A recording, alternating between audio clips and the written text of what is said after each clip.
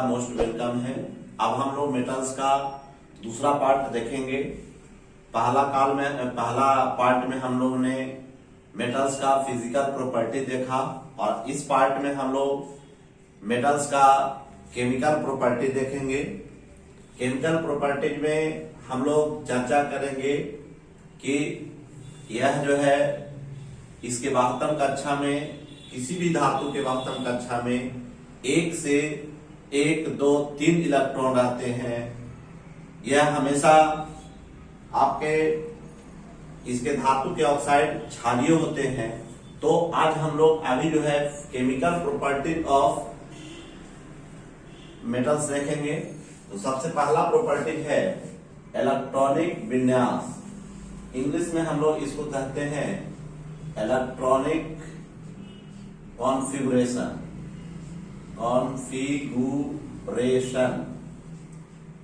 Electronic configuration धातुओं के परमाणु के वाहकत्म कक्षा में 1 से 3 इलेक्ट्रॉन रहते हैं, अर्थात इनके अष्टक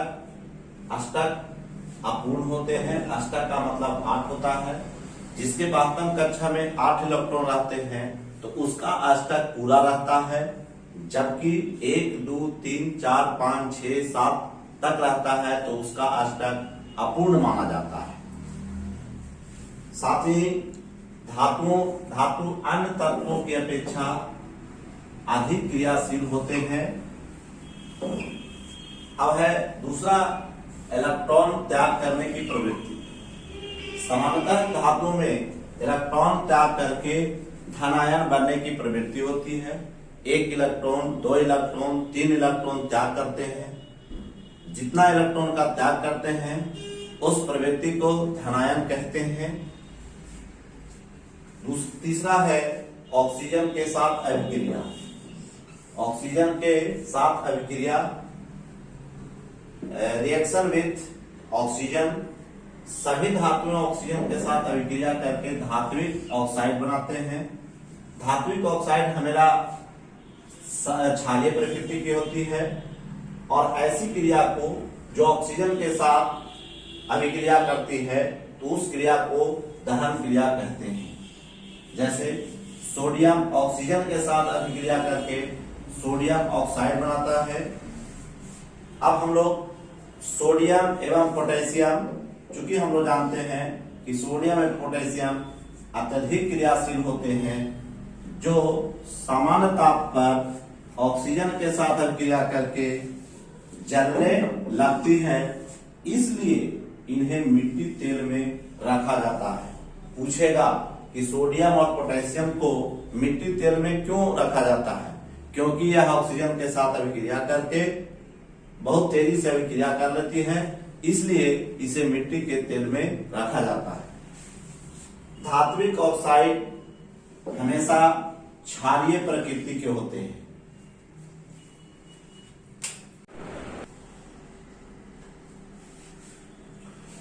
अब हम लोग धातु के ऑक्साइड, चूंकि धातु के ऑक्साइड जल में विलय होते हैं, वे जल के साथ क्रिया करके क्षार का निर्माण करते हैं। जैसे Na2O H2O से अभिक्रिया करके NaOH का निर्माण करते हैं। ये एक प्रकार का क्षार है और ये प्रबल क्षार है, जिसको हम लोग स्ट्रॉन्ग बेस कहते हैं। मैंगनीज ऑक्सीजन के साथ अभिक्रिया नहीं करती है। मैंगनीज, जिसका संकेत होता है Mn, ये ऑक्सीजन के साथ अभिक्रिया नहीं करती है। उसी प्रकार से लोहा धातु शुष्क वायु के साथ अभिक्रिया नहीं करती है, जबकि लोहा आर्द्र वायु में ऑक्सीजन के साथ अभिक्रिया ऑक्सीकृत हो जाती है और इस पर जंग लग जाता है। जैसे Fe+O2, Fe3O4, X+H2O, इसको हम लोग जंग कहते हैं। तांबा सबसे कम क्रियाशील धातु है। सामान्यतः यह वायु में नहीं जलता है। स्वर्ण और प्लेटिनम वायु में उपस्थित ऑक्सीजन के साथ क्रिया नहीं करती है, इसलिए इसे नोबल मेटल की संज्ञा दी गई है। अब हम लोग जल के साथ क्रिया देखें तो जल के साथ विभिन्न धातुओं का विभिन्न प्रकार की रासायनिक अभिक्रिया होती है। जैसे पोटेशियम और सोडियम साधारण जल के साथ क्रिया कर लेती है, जबकि मैग्नीशियम, एल्युमिनियम, जिंक साधारण जल के साथ अभिक्रिया नहीं करती है, बल्कि या तो इनको गर्म किया जाए या भाप प्रवाहित की जाए तब यह जो है अभिक्रिया करती है।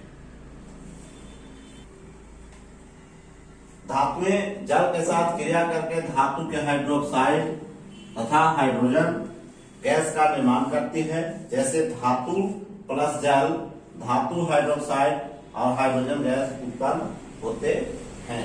सभी धातुएं जल के साथ क्रिया नहीं करते हैं, परंतु क्षारीय धातु जल के साथ तीव्रता से अभिक्रिया करते हैं।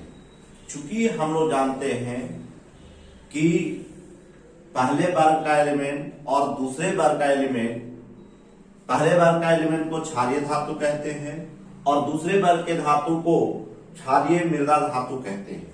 ये जल के साथ अभिक्रिया करेगी और जल से अभिक्रिया करने के बाद ये सोडियम जल से अभिक्रिया करेगा, सोडियम हाइड्रोक्साइड और हाइड्रोजन गैस उत्पन्न करेगा। उसी तरह से पोटेशियम जल के साथ अभिक्रिया करके पोटेशियम हाइड्रोक्साइड और हाइड्रोजन गैस उत्पन्न करेगा। लेकिन मैग्नीशियम साधारण या सामान्य जल या शीतल जल के साथ अभिक्रिया नहीं करती है, परंतु यह गर्म जल के साथ अभिक्रिया करके मैग्नीशियम ऑक्साइड एवं हाइड्रोजन गैस उत्पन्न करती है। तो अगर सिंपल जल से अभिक्रिया कोई भी तत्व करेगी तो वो आपका हाइड्रोक्साइड बनाएगा, लेकिन गर्म जल या भाप या जलवाष्प प्रवाहित करने पर जब अभिक्रिया करती है तो ऑक्साइड और हाइड्रोजन गैस उत्पन्न करते हैं। तो जैसे हमने देखा कि Mg plus H2O, MgO plus H2, उसी प्रकार से एल्युमिनियम, आयरन तथा जिंक जल के साथ अभिक्रिया नहीं करती, बल्कि जलवाष्प के साथ अभिक्रिया करती है और धातु के ऑक्साइड तथा हाइड्रोजन गैस का निर्माण करती है। जैसे एल्युमिनियम जल के साथ अभिक्रिया करके एल्युमिनियम ऑक्साइड और हाइड्रोजन गैस उत्पन्न करते हैं। उसी प्रकार लोहा जल के साथ अभिक्रिया करके लौह ऑक्साइड और हाइड्रोजन गैस उत्पन्न करते हैं। जिंक जल के साथ अभिक्रिया करके जिंक ऑक्साइड तथा हाइड्रोजन गैस उत्पन्न करते हैं। लेकिन सीसा जिसको प्लम्बर कहते हैं, सिल्वर जिसको एजी कहते हैं, गोल्ड, कॉपर जल के साथ क्रिया नहीं करते हैं, तो इसलिए इसको हम लोग नोबल मेटल भी कहते हैं। अब हम लोग अम्लों के साथ अभिक्रिया देखेंगे। सामान्य धातुएं तनु अम्लों के साथ अभिक्रिया करके धातु के लवण तथा हाइड्रोजन गैस उत्पन्न करते हैं। जैसे धातु प्लस अम्ल धातु के लवण प्लस हाइड्रोजन गैस। NaHCl के साथ अभिक्रिया करेगा तो NaCl प्लस हाइड्रोजन गैस उत्पन्न करेगा। उसी प्रकार K प्लस H2SO4 रिएक्शन करेगा, तो चूंकि हम लोग जानते हैं कि हाइड्रोजन कम क्रियाशील है इसलिए इसको हटा देगा और K2SO4 प्लस H2 बनाएगा। अब हम लोग कुछ धातुएं नाइट्रिक अम्ल के साथ अभिक्रिया करके हाइड्रोजन गैस उत्पन्न नहीं करती है, क्योंकि नाइट्रिक अम्ल का सूत्र जो होता है HNO3 होता है, जो एक प्रबल ऑक्सीकारक है, जो अभिक्रिया में उत्पन्न हाइड्रोजन को ऑक्सीकृत करके जल में परिवर्तित कर देते हैं और स्वयं अपचयित होकर नाइट्रोजन के ऑक्साइड बना लेते हैं।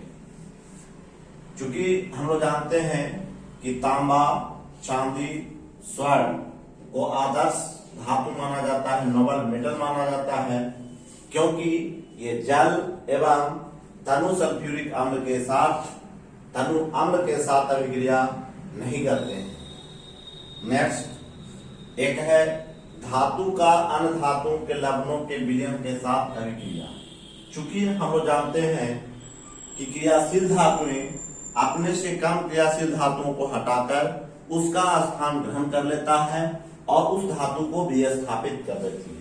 जैसे Zn plus CuSO4, ZnSO4 plus Cu, उसी प्रकार से Fe plus CuSO4, FeSO4 plus Cu।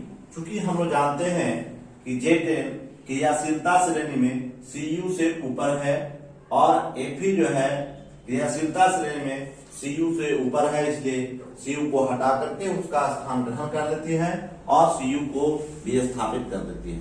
अब हम लोग क्रियाशीलता श्रेणी को देखेंगे और हमारा इस प्रकार से केमिकल प्रॉपर्टी समाप्त हो जाएगा। जब हम लोग क्रियाशीलता श्रेणी देख लेंगे तब आज हम लोग अभी इस समय हम लोग क्रियाशीलता श्रेणी देखने जा रहे हैं, जिसको हम लोग रिएक्टिविटी सीरीज कहते हैं। मेट्रो का रिएक्टिविटी सीरीज जो है आपका, उसमें तत्व आते हैं, बहुत कुछ इंपॉर्टेंट तत्व हैं जो आपके धातु हैं, जैसे पोटेशियम, बेरियम, कैल्शियम, सोडियम। ये आपका हो गया पोटेशियम,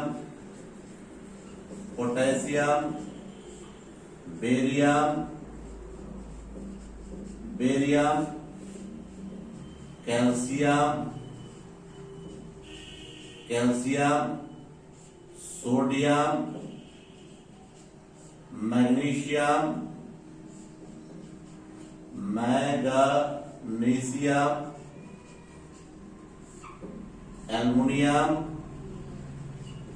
एल्यूमिनियम, जिंक, जस्ता, क्रोमियम, लोहा, कैडमियम, कोबाल्ट, निकेल, टीन, सीसा, हाइड्रोजन, तांबा, पारा, चांदी, प्लेटिनम, टीनम और सोना। अब हम लोग देखते हैं, तो जैसे हमने कहा कि सबसे पहले हम लोग अम्लीय विलयन को देख ले, तो सोडियम, बेरियम, कैल्शियम और सोडियम, ये अम्लीय विलयन के साथ तीव्र अभिक्रिया करने के फलस्वरूप हाइड्रोजन गैस का निष्कासन करेंगे। दूसरा मैग्नीशियम, एल्युमिनियम, जिंक, क्रोमियम, लोहा, कैडमियम, कोबाल्ट, निकेल, टीन, सीसा, ये अम्लों के साथ मंद अभिक्रिया के फलस्वरूप हाइड्रोजन गैस का निष्कासन करेंगे। मतलब इतने तत्व जो हाइड्रोजन से ऊपर हैं, वो सारे तत्व अम्ल के साथ अभिक्रिया करेंगे। कुछ तत्व जो है तेजी से अभिक्रिया करेंगे, जबकि कुछ तत्व जो है मंद गति से अभिक्रिया करेंगे, जो हमने रिएक्टिविटी सीरीज में बता दिया है। और जो भी धातु हाइड्रोजन के नीचे हैं, वो क्रियाशीलता श्रेणी में नीचे हैं, वो आपको अम्लों के साथ क्रिया नहीं करेंगे। उसमें आपका कॉपर, Hg, चांदी, प्लेटिनम और सोना, ये अम्लों के साथ अभिक्रिया नहीं करते। उसी प्रकार से हमने देखा कि sodium, potassium, barium, calcium, sodium जल के साथ तीव्रता से अभिक्रिया कर लेंगे, जबकि मैग्नीशियम, एल्युमिनियम, जिंक, क्रोमियम, लोहा जल के साथ मंद गति से अभिक्रिया करेंगे। तो इस प्रकार से हमारा जो है यह क्रियाशीलता श्रेणी है। इस क्रियाशीलता श्रेणी को हम लोग जो है अच्छा से देख लेंगे तो हम लोग को आपको रिएक्शन बहुत ही इजी तरीके से याद हो जाएगा। अब हम लोग इसके धातु के निष्कर्षण के बारे में चर्चा करेंगे कि किस धातु का निष्कर्षण किस प्रकार से होता है, उसमें कौन कौन से चरण भाग लेते हैं। तो अगले हम लोग मेटलर्जी, जिसको धातु कर्म कहेंगे, तो अगले चैप्टर में पार्ट नंबर 3 में जो है हम लोग उसमें मिलेंगे। तब तक के लिए धन्यवाद। अगर पूरा वीडियो आपको अच्छा लगे तो सब्सक्राइब कीजिए, लाइक कीजिए, बेल आइकन बटन को दबाइए तथा अन्य दोस्तों को भी शेयर कीजिए। और हमारे चैनल में क्या और त्रुटि रह गई है उसको भी आप सुझाव दें, जिससे कि हम अपने चैनल को और भी विस्तृत रूप दे सके। तो ये चैनल एक बहुत ही समय आने पर अच्छे रूप में दिखेगी, ये तो आप ही बताएंगे कि क्या होगा आगे इसका भविष्य।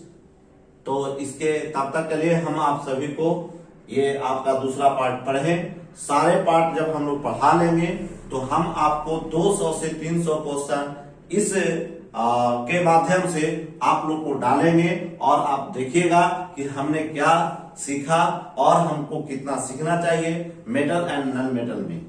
धन्यवाद।